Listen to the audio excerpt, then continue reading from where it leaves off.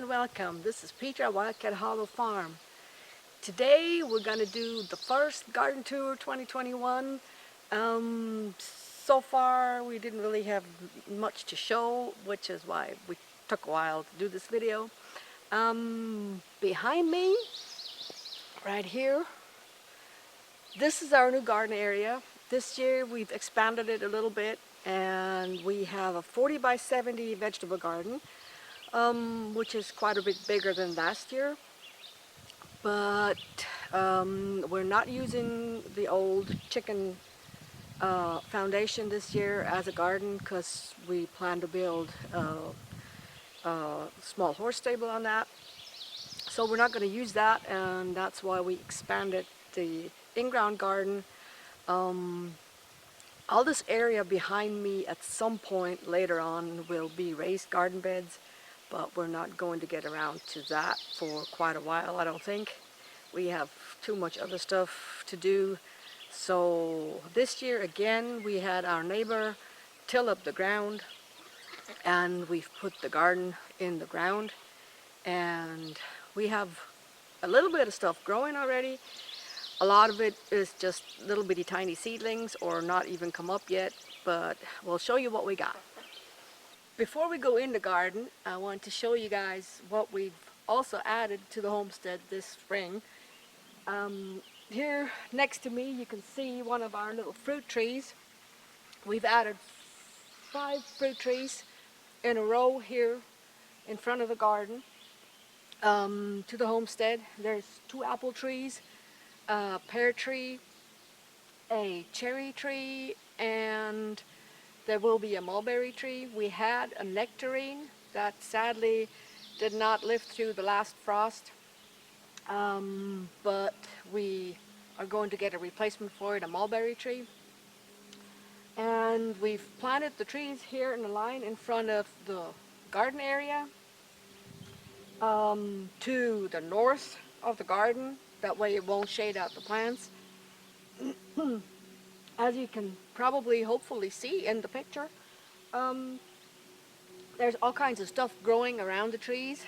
I have put permaculture rings around the trees, which means there is plants growing around the circle of the tree that are supposed to benefit the tree. We have some mullein in here, and yarrow, and chamomile, and I have onion bulbs in here to repel pests. I have some thyme and oregano growing in here in some of those. So all kind of plants that are supposed to benefit the tree, keeping pests away and helping fix the ground for it. I've got this on all the trees that we have here, and so far it's doing really well. All the plants, all the trees are doing great, and we also have a little fence around it. That's not to keep the deer away, just to keep the ducks and the chickens out of them. Just to give you a little close-up here of the plant ring around the trees. And a photobomb in Barnaby. I'm here at the entrance to the garden. The front part of the garden, there's not really all that much to see yet. Here on this side, you can see there's kohlrabi growing. That's already starting to bulb up. Behind it, on the far side, there is some cauliflower. That's not really far along yet. Behind me here, I have all kinds of pumpkins that have just come up. They're itty bitty tiny still, you can't see those. Pumpkins on either side of the trellis, and I have some tigamelons that will be growing on the trellis, but they have just germinated. You can't really see them yet. In the front row here we have beans, bush beans, and peas. For some reason, the peas that I've sown in the beginning of April or middle of April did not come up at all. I don't know what happened. They must have either rotted or got frozen in the ground. We have no idea. They didn't come up like they did last year. So I had to re-sow them, which is why the peas are just coming out now. They're itty bitty tiny. They're about a couple inches tall. So we're a little late on the peas. But we're hoping that we're still going to get some kind of harvest out of them before it gets too hot. All along the right side here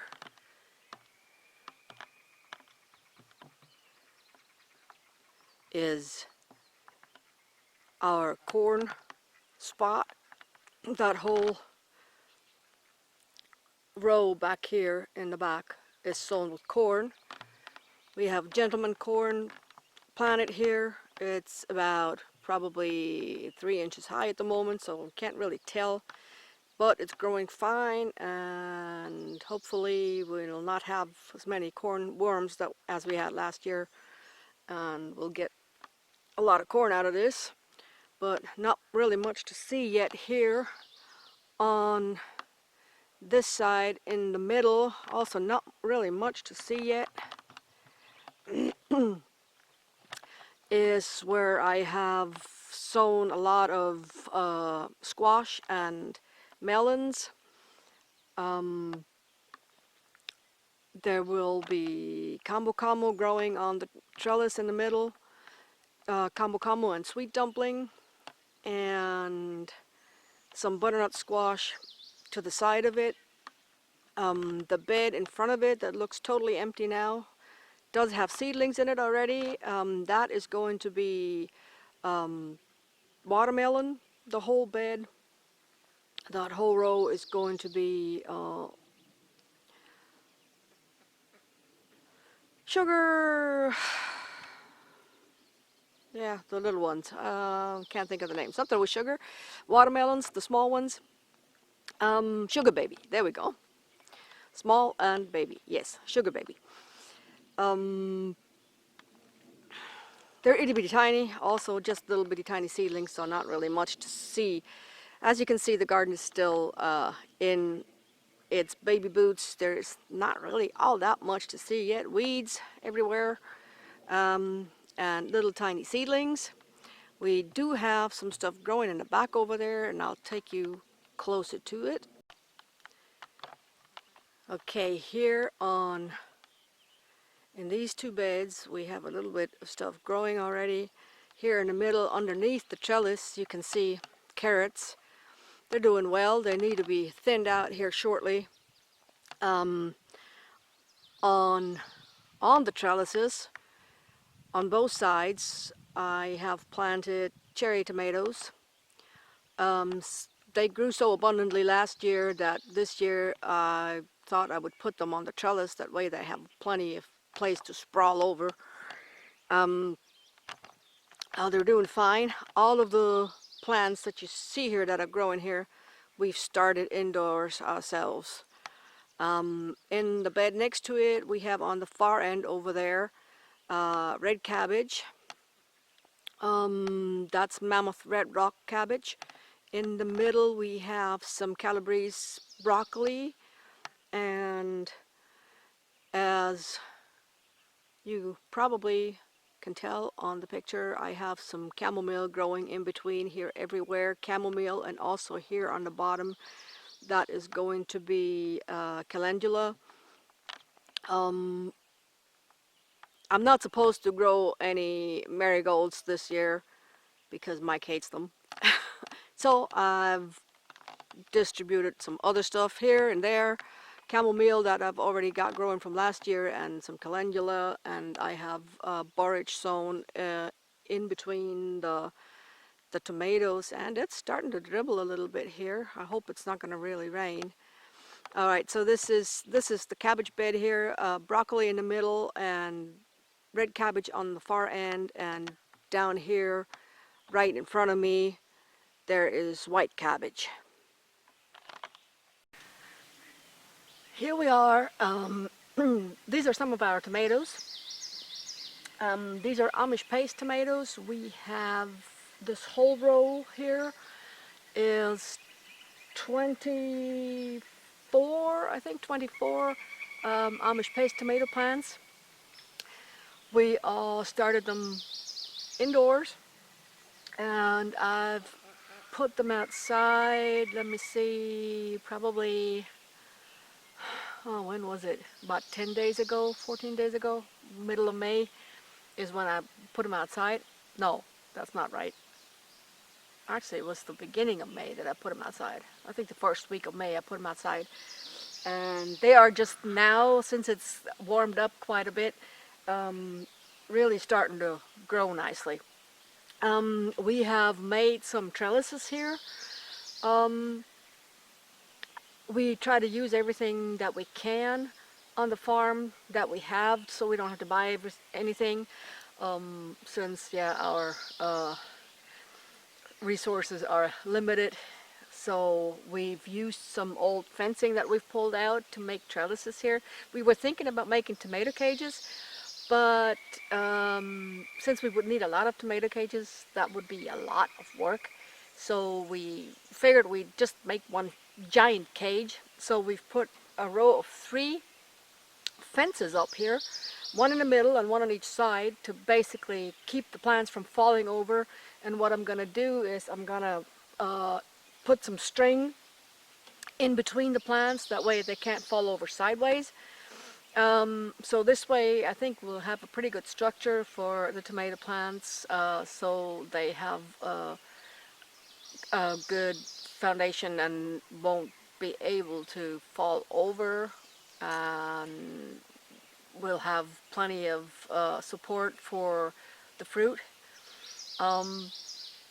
We've never tried this before, so it's an experiment, but it's what we had, and we hope it works. And here in this row behind the Amish paste, which is growing in this row here, that's all Amish paste in this row.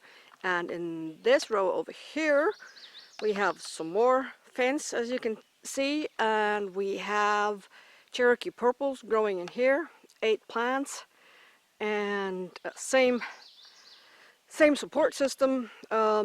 We hope that the Cherokee Purple, which are getting fairly big, as you probably well know, are going to be supported quite well by the structure with some string tied in between the fences. We are here in the back, all the way in the back of the garden now, and as you can see behind me here, everywhere, this is our potatoes. This whole row is potatoes that we've put in, I think it was the beginning of April, end of March, beginning of April. I think it was beginning of April that we put those in, and you can see they're really lush, and we've mulched them with the bedding from the ducks, which is straw with some duck poop, obviously. You don't want to use fresh chicken manure. It's too harsh for the plants, but the duck poop actually is not so bad, and it's mixed in with a lot of straw, so we use this for mulching the potatoes, and so far they've done really, really well with it. They're already like, well, 1.5 feet tall, almost 2 foot tall, and growing really nicely. We have quite a few more potatoes than we did last year, which is good because last year they weren't enough. But we also have more room here now. This is the freshly tilled ground here in the back. Everything in the front of the garden was tilled already last year, so it's been worked on, and we've put, before we did I think it was in March, about in March, we put some compost on the ground here that we had our neighbor till in. But this back part here is the newly tilled earth. Doesn't have anything in it yet. We didn't put any compost or anything on that. And as you can see, we have really, really good ground, really good dirt. The first year, everything grows just nicely without really having to add all that much fertilizer to it. Right here in front of the potatoes, we have onions. Mike put I think 220 onion sets in here, and sadly only a little over half came up, which is kind of weird. There was a lot of really tiny onion sets in there that probably rotted because we had a lot of rain. So I've just replanted some more about a week ago, and they're already coming up here in between. You can see the small ones. So we have around a little, I'd say probably around 200, 220 onions growing in here, and they're doing well as well. This was pretty much everything in the garden for now. Not really all that much to see yet. There will be more next month, hopefully, if everything grows like it is now. What I've also forgot to mention that I've sown some basil, some purple basil in with the tomatoes. That's coming up now. Not much to see yet though. I've put some onions in between the tomatoes also. And I planted the Cherokees with tomatoes. I've got some borage sown in with the tomatoes also, just a couple of plants. And I've also got borage and calendula and chamomile growing in between the squash and the melons. Like I said, that's pretty much everything for the vegetable garden, and I'll take you out now to the herb beds. I'm up on the hill behind the house now. This is my first herb bed that I made last year. Everything in here was sown last year. They're perennials. They all came up again in the spring and have done really exceedingly well. As you can see, this bed is completely overgrown now. And let me show you what I've got in here. We have, on the bottom, we have some thyme and chamomile and yarrow. And I have some hummingbird mint here and sage in the back. And I have some rosemary that's hidden by weeds, actually. We have some weeds in here too. Some rosemary here and some more thyme. And I have a lavender that's almost completely hidden here behind me. And the big ones in the back here is Echinacea. There's two different types. This one didn't bloom last year, so I don't know yet what it's going to look like. We'll see. We'll find out this year, I hope. In the back there is a big plant of bee balm that has just completely taken off this year. It's like 3 foot tall. I have actually an empty spot next to it that I haven't put anything in yet. The big one in the middle is oregano. We have a lot of oregano here that has just grown so lush and beautiful, and I'm going to be drying a lot of it because we use oregano a lot in tomato sauces. And some more chamomile in between here, and there's also some more hummingbird mint growing in between here. That's not very big yet. The hummingbird mint always takes a little longer to really unfold. So I'm really happy with this bed because I basically haven't done anything to it this year at all yet, except for weeding a little bit, and not even much of that because it's so overgrown with herbs that it doesn't get much weeds anymore. So I'm basically just going to let this go, cut everything back in the spring before it comes out again. And the thyme is even starting to bloom now. The sage down that I have in the other beds is already blooming. This one I've cut back quite a bit because it was a little frosted. It was got a little frost beginning of the year, and so I cut it back all the way, but it's growing back nicely and looks quite well. So I'll take you back down the hill and show you the other beds. These two beds here are situated in front of the garden, and the posts here that you can see are actually going to be, at some point when we get fenced, these are going to be the fence that's around the garden with a garden gate there. That's the 4-post in the middle. That'll be a garden gate. But these 2 beds here in front of the garden area, I've also put plants in that I've sown last year already, and they're completely overtaken by chamomile and yarrow and thyme and oregano, and they are just blooming like crazy. And I've already harvested some chamomile. The yarrow is just starting to open, and this is some beautiful yarrow. It's pastel colored. It's got pink blooms, from real pastel pink to bright pink, and they're really pretty.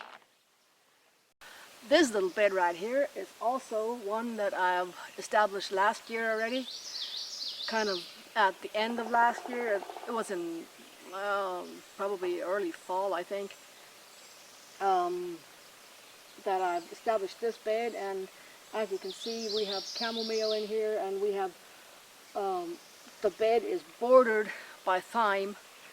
I only put little tiny pieces of thyme that I had growing in the garden last year around here as a border, and it's become a thick carpet of thyme bordering for this beautiful herb bed.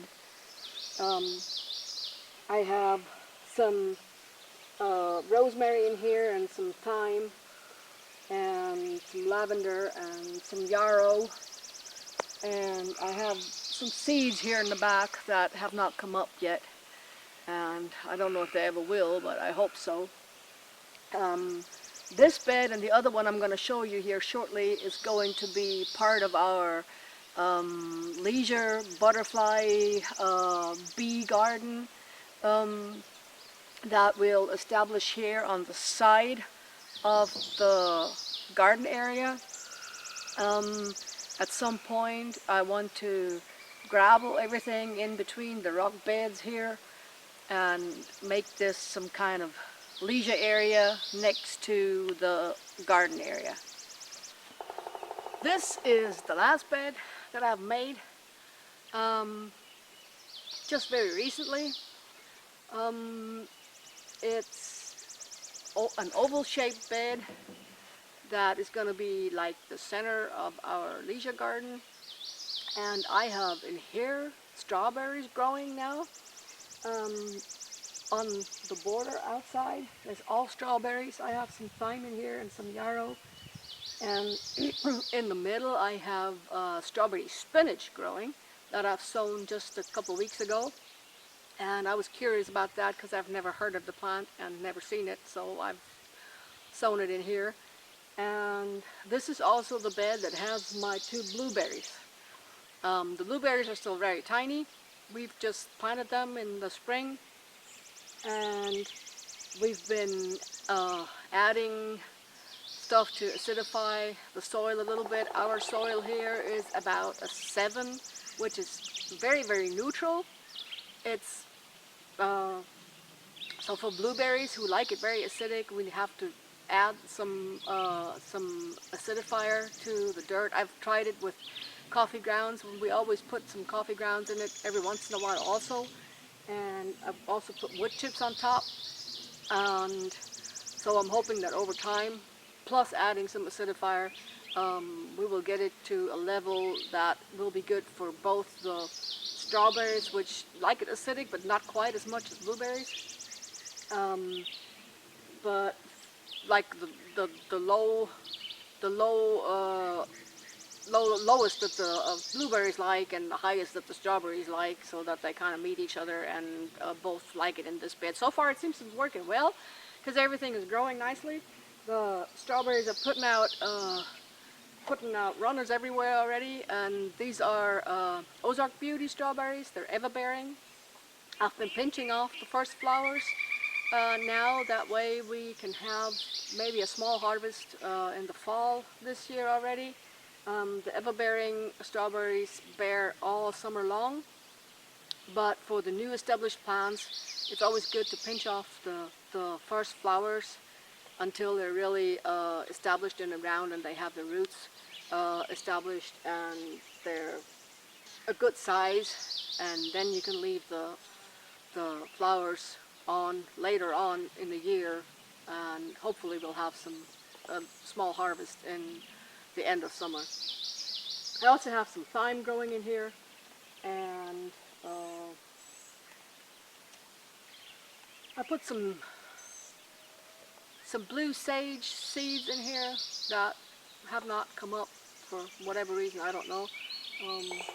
But I think with the strawberry spinach growing in here, they're going to get fairly big. I'm not going to put anything else in here. That way the strawberries and the blueberries have room enough for them to grow.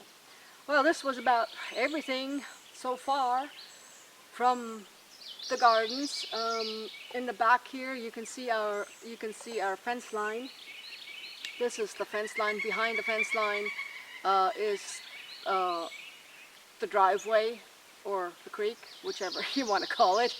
It's a wet weather creek, so it's dry most of the year. But that's our driveway back there, and these posts are going to be our fence line on the east side of the garden.